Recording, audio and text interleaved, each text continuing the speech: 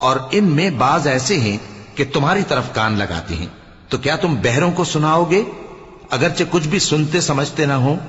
اور بعض ایسے ہیں کہ تمہاری طرف دیکھتے ہیں، تو کیا تم اندھوں کو رستہ دکھاؤ گے اگرچہ کچھ بھی دیکھتے بھالتے نہ ہو؟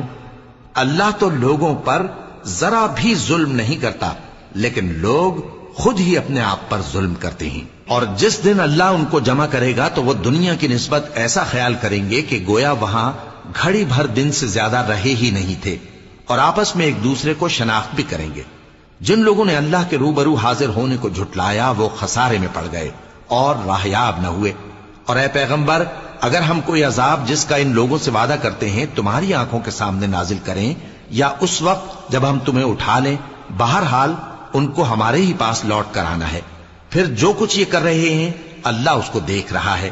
اور ہر ایک امت کی طرف پیغمبر بھیجا گیا، پھر جب ان کا پیغمبر آ جاتا ہے تو ان میں انصاف کے ساتھ فیصلہ کر دیا جاتا ہے اور ان پر ظلم نہیں کیا جاتا۔ اور یہ کہتے ہیں کہ اگر تم سچے ہو تو جس عذاب کا یہ وعدہ ہے وہ آئے گا کب؟